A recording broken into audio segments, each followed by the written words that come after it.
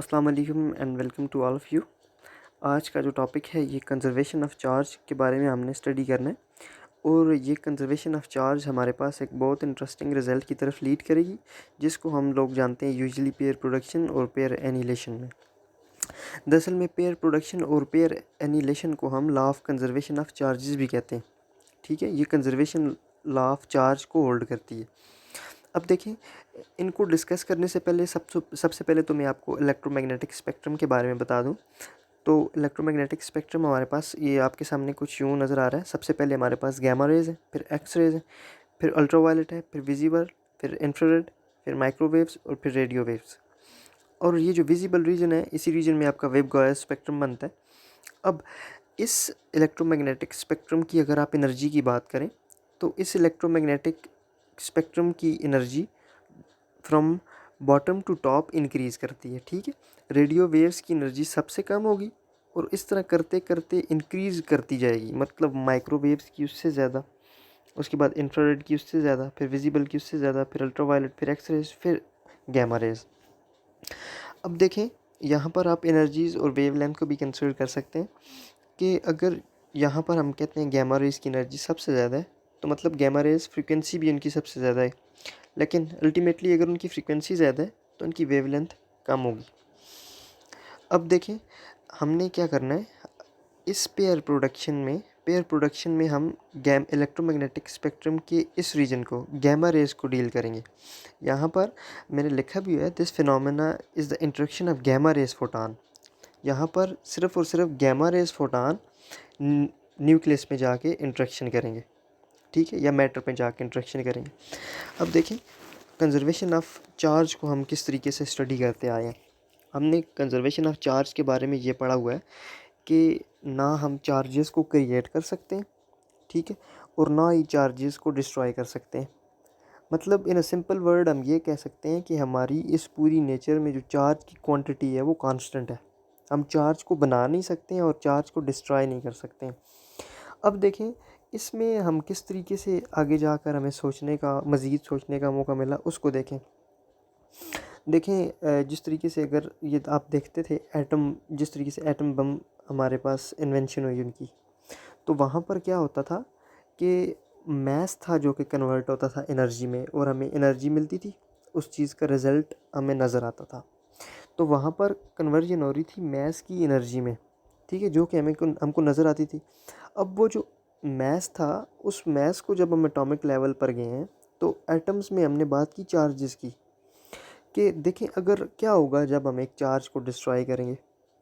जब हम एक इलेक्ट्रॉन को, चार्ज की बात नहीं करता हूँ, इलेक्ट्रॉन की बात करता हूँ, जब हम एक इलेक्ट्रॉन को डिस्ट्रॉय करते हैं एनर्जी में, तो उसका मैस कन्वर्ट हो जाता है एनर्जी में। लेकिन उसके पास एक और भी प्रॉपर्टी तो है। अगर हम इलेक्ट्रॉन की बात करते हैं, तो इलेक्ट्रॉन के पास मैस भी है और इलेक्ट्रॉन के पास चार्ज भी है। ये दो प्रॉपर्टीज़ हैं। उसके चार्ज का क्या हुआ, बात समझ रहे हैं, कि इलेक्ट्रॉन का मैस तो कन्वर्ट हो गया एनर्जी में, लेकिन उसका चार्ज कहाँ पर गया।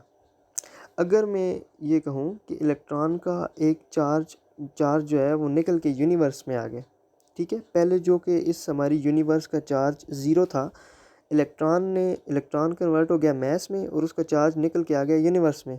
तो यूनिवर्स का चार्ज जो कि पहले ज़ीरो था, उसमें एक इलेक्ट्रॉन का चार्ज एक्स्ट्रा आ गया, तो इस यूनिवर्स में एक एक्स्ट्रा चार्ज हमारे पास आ गया। मतलब एक इलेक्ट्रॉन का चार्ज आ गया, तो इस यूनिवर्स में हमारे पास नेट चार्ज नेगेटिव हो गया, जो कि पॉसिबल तो हो नहीं सकता। अब देखें, यहाँ पर आगे इसी बात को सोचते हुए हमने आगे मज़ीद अपनी जो है वो कैलकुलेशन को कैरी ऑन किया और हमने ये कहा कि जब न्यूक्लियस में हमारे पास एक और तरह का पार्टिकल प्रेजेंट होता है, जिसको हम कहते हैं पॉजिट्रॉन, और ये पॉजिट्रॉन इस इलेक्ट्रॉन का आप भाई समझ लें, ठीक है। जितना, अगर इलेक्ट्रॉन के पास नेगेटिव चार्ज है, तो ये इलेक्ट्रॉन उससे पॉजिटिव होगा, पॉजिटिवली चार्ज उतना होगा, इसका चार्ज उतना ही है, सेम चार्ज है दोनों का, सिर्फ एक नेगेटिव है एक पॉजिटिव है, ये दोनों भाई हैं आपस में। अब देखें, इलेक्ट्रॉन तो हमें ऑर्बिट्स में, शेल्स में बाहर मिलते हैं, घूमते इंडिपेंडेंट मिलते हैं हमें, लेकिन वो कंडक्टर में फ़्लो करते हैं, इलेक्ट्रिसिटी बनती है, हम देखते हैं उनको, उनकी एग्जिस्टेंस हमें नज़र आती है। लेकिन ये जो पॉजिट्रॉन है इसकी एग्जिस्टेंस हमें इंडिपेंडेंट एग्जिस्टेंस इसकी नज़र नहीं आती। मतलब ये हमें इंडिपेंडेंट पॉजिट्रॉन हमें कहीं पर भी नज़र नहीं आएगा। अब ये पॉजिट्रॉन न्यूक्लियस के अंदर से आता कहाँ पर है, कहाँ से है, तो इसके बारे में आप जब पॉजिटिव बीटा एमिशन पढ़ेंगे तो वहाँ पर आप देखेंगे कि एक इलेक्ट्रॉन बनता है। उस इलेक्ट्रॉन को बीटा एमिशन में एक इलेक्ट्रॉन बनता है और साथ एक पॉजिट्रॉन बनता है और न्यूट्रिनो और एंटी न्यूट्रिनो पार्टिकल्स बनते हैं। और जब आप न्यूक्लियर फिजिक्स स्टार्ट करेंगे तो उसमें आपको डिटेल में स्टडी करेंगे। यहाँ से देखें, यहाँ पर अभी सिर्फ यह देखें कि सपोज़ करें कि मेरे पास दो पार्टिकल्स हैं और उन दो पार्टिकल्स ये मैंने सपोज़ कर लिए कि दो पत्थर हैं मेरे पास। मैं अगर इन दोनों पत्थरों को फोर्स के साथ, मतलब इतनी ज़्यादा फोर्स के साथ आपस में कोलिजन करूँ, इनकी हेड ऑन कोलिजन करवाऊँ, तो क्या होगा? ज़रा सोचें, इमेजिन करें, अगर मैं इतनी ज़्यादा फोर्स लगा के इन दो पत्थरों को कोलाइड करवाता हूँ तो क्या होगा? ये जो पत्थर हैं ये डिस्ट्रॉय हो जाएंगे। ठीक है, अगर आप इनको इतनी ज़्यादा फोर्स लगाएं कि ये डिस्ट्रॉय होकर ख़त्म ही हो जाएं और हमारे पास एक स्मोकी सा इफेक्ट आए और ये डिस्ट्रॉय हो जाए, हम ये कहते हैं, हम ये कहेंगे कि ये जो मैस था ये कन्वर्ट हो गया एनर्जी में। अब देखें, यूँ ही इसी तरीके से अगर आप फर्दर प्रोसीड करें कि सपोज़ करें कि एक पॉजिट्रॉन है और एक इलेक्ट्रॉन है। पॉजिट्रॉन के पास चार्ज है प्लस और इलेक्ट्रॉन के पास चार्ज है नेगेटिव। जब इनको आमने सामने में रखूँगा तो क्या होगा? तो यहाँ पर देखें, ये दोनों फोर्स ऑफ अट्रैक्शन एक्सपीरियंस करेंगे और इनकी फ़ोर्स इंक्रीज़ करती जाएगी। ठीक है, जूँ ही फोर्स इंक्रीज़ करेगी, हम ये कहेंगे कि इनकी वेलोसिटी, इनकी फ़ोर्स अगर ज़्यादा हो रही है तो हम कहेंगे एक्सेलरेट हो रहे हैं। अगर इन एक्सेलरेट हो रहे हैं तो मतलब इनकी वेलोसिटी ज़्यादा हो रही है। अब क्या होगा, जब ये दोनों पार्टिकल्स मिलेंगे तो इनका वजूद, इलेक्ट्रॉन का और पॉजिट्रॉन का वजूद ख़त्म हो जाएगा। जो चीज़ हमें मिलेगी वो एनर्जी मिलेगी। तो इस तरीके से देखें, यहाँ पर हमारे पास कंजर्वेशन ऑफ चार्जेस होल्ड कर गया। हम ये कह सकते, इससे पहले हम कंजर्वेशन ऑफ चार्जेस के बारे में क्या कहते थे, डेफिनेशन हमने क्या बनाई थी कि हम चार्ज को, पॉजिटिव चार्ज को या नेगेटिव चार्ज को खुद क्रिएट नहीं कर सकते। We can not create charges और we can not destroy charges. लेकिन अब हम क्या कह रहे हैं कि हम देखें, हम ये कह रहे हैं कि हम positive and negative charges are destroyed and net charge में, अच्छा, हम ये कह सकते हैं कि चार्जेस जो हैं वो पेयर्स में क्रिएट हो सकते हैं और पेयर में ही डिस्ट्रॉय हो सकते हैं। ये देखिए, पेयर था, ये इलेक्ट्रॉन और पॉजिट्रॉन का पेयर बना, डिस्ट्रॉय हो गए। तो हम ये कह, अब से हम कंजर्वेशन ऑफ लॉ को यूँ समझने लगे कि we can create charge in pair and we can also destroy charge in pair. अब देखें, हम चार्जेस को जब पेयर में, अब यहाँ पर इसी फिनोमेना को हम आगे लेकर चलते हैं एनिहिलेशन पर। अब देखें, ये जो फिनोमेना आपने ऊपर स्टडी किया कि एक पॉजिट्रॉन लिया और एक इलेक्ट्रॉन लिया, जब इनको आप कंबाइन करेंगे तो क्या होगा? तो हम देखते हैं रिज़ल्ट, इस पॉजिट्रॉन से एनर्जी बनेगी गैमा रेज़। ये पॉजिट्रॉन अपने गैमा रे बनाएगा और ये इलेक्ट्रॉन की वजह से गैमा रेज़ बनेगी। तो एज अ रिज़ल्ट हम ये देखते हैं कि ये पार्टिकल्स, मैटर जो है ये ख़त्म हो गए, मैटर कन्वर्ट हो गया किस में? एनर्जी में।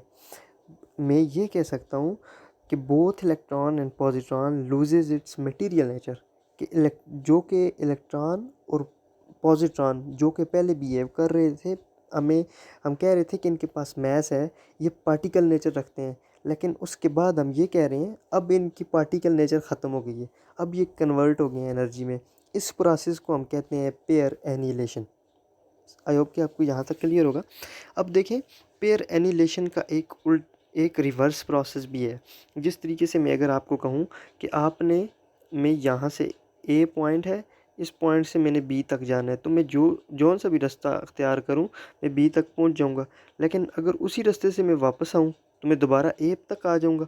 तो इसका रिवर्स प्रोसेस, मतलब अगर हम, क्या होगा कि अगर हम दो गैमा रेज़ को लें और उनको आपस में स्ट्राइक करवाएं, कहाँ पर? किसी न्यूक्लियस में, तो हमें इफेक्ट क्या मिलेगा? तो इफेक्ट जो मिलेगा, हमारे पास एक इलेक्ट्रॉन क्रिएट होगा और एक पॉजिट्रॉन क्रिएट होगा। उसको नेक्स्ट देखें, यहाँ पर देखिए मैंने लिखा हुआ है now we can create charge in terms of pair. अब हम चार्ज बनाने जा रहे हैं पेयर्स में।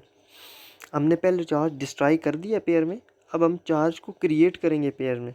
देखिए हमने दो गैमा रेज फोटॉन लिए, ठीक है, ये गैमा रे फोटॉन और दूसरा गैमा रे फोटॉन। इसको हमने एक मेटल सरफेस में, या आप कह सकते हैं एक हैवी न्यूक्लियस पे जब हम स्ट्राइक करवाते हैं, जो ही मैं इस गैमा रेज़ को जब मैं हैवी न्यूक्लियस पे स्ट्राइक करवाता हूँ, तो ये गैमा रेज़ न्यूक्लियस की फील्ड के साथ इंटरेक्ट करती है, तो एज अ रिज़ल्ट हमें पेयर्स में चार्ज दे देती है, जो कि एक इलेक्ट्रॉन देगी और एक पॉजिट्रॉन देगी। इस प्रोसेस को हम पेयर प्रोडक्शन कहते हैं। आई होप कि आपको ये चीज़ें पेयर एनिलेशन और पेयर प्रोडक्शन के बारे में क्लियर होगा। अब देखें, अगर हम चार्जेस की बात करें तो चार्ज, एक इलेक्ट्रॉन पे चार्ज कितना होता है, तो हमको ये पता है कि जो इलेक्ट्रॉन के पास चार्ज है वो 9.1 इंटू 10⁻³ किलोग्राम है। सेम चार्ज, इतना ही चार्ज है हमारे पास पॉजिट्रॉन के ऊपर। अब अगर एक चार्ज एनर्जी में कन्वर्ट होता है तो कितनी एनर्जी हमें देगा, तो देखें यहाँ पर वो मैस कन्वर्ट हो रहा है एनर्जी में, तो मैस की जगह ये वाली वैल्यू रखें, तो E is equal to rest mass of electron 9.1 to 10⁻³ into C² की वैल्यू रखी, ये आ गई। अब ये जो मुझे वैल्यू मिलेगी एनर्जी की, ये वैल्यू जॉल में मिलेगी मुझे। इसको मैं इलेक्ट्रॉन वोल्ट में कन्वर्ट करने के लिए इलेक्ट्रॉन वोल्ट से मल्टीप्लाई और चार्ज से डिवाइड करता हूँ, तो ये मेरे पास जो रिज़ल्ट मिलेगा, एनर्जी की जो वैल्यू मिलेगी मुझे, वो है 0.511 मेगा इलेक्ट्रॉन वोल्ट। इतनी एनर्जी की वैल्यू मुझे मिलती है, मिलियन इलेक्ट्रॉन वोल्ट या मेगा इलेक्ट्रॉन वोल्ट। अब देखें, ये तो हो गया एक इलेक्ट्रॉन का एनर्जी। अब यहाँ पर क्या हो रहा है, दो इलेक्ट्रॉन्स मुझे मिल रहे हैं, ठीक है, एक हमारे पास जो इलेक्ट्रॉन है, दूसरा पॉजिट्रॉन है। अब दो से अगर मैं इन दोनों की एनर्जी को मैं कैलकुलेट करना चाहूँ, तो वो एनर्जी मुझे मिलेगी 2 times of 0.511 million electron volt, and that will become, energy हमें कितनी मिली, 1.022 मिलियन इलेक्ट्रॉन वोल्ट। मतलब ये मिनिमम एनर्जी मुझे चाहिए किसकी, गैमा रे की। इतनी कम से कम एनर्जी होनी चाहिए to produce electron and positron. देखें, गैमा रेज़ की कुछ वो वाली एनर्जी की वैल्यू अब आ गई। यहाँ से आपको क्लियर होगा कि ये जो गैमा रे आप स्ट्राइक करवा रहे हैं, इस गैमा रे के पास इतनी कम से कम एनर्जी होनी चाहिए। इस एनर्जी को हम कहते हैं थ्रेशोल्ड एनर्जी। अब थ्रेशोल्ड एनर्जी की डेफिनेशन आप ये करते हैं, the minimum amount of energy required to eject the electron from the metal surface. इसको हम कहते हैं थ्रेशोल्ड एनर्जी। तो ये था हमारे पास पेयर प्रोडक्शन और पेयर एनिलेशन।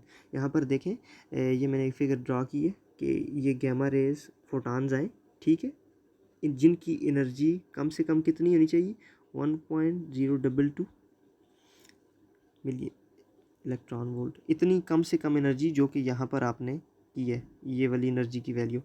अब ये वाली एनर्जी, जब ये वाली एनर्जी गैमा रेज आके किसी न्यूक्लियस पे, किसी मेटल सरफेस पे स्ट्राइक करेंगे, ठीक है, तो हमारे पास एज अ रिज़ल्ट एक पॉजिट्रॉन और एक इलेक्ट्रॉन क्रिएट होगा।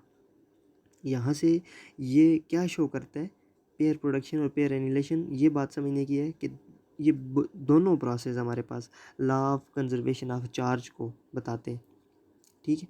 आई होप के, और ये एनर्जी की वैल्यू थी, आपको ये याद रखनी है, 1.022 मिलियन इलेक्ट्रॉन वोल्ट। ये कम से कम, इसको हम कहते हैं थ्रेशोल्ड एनर्जी।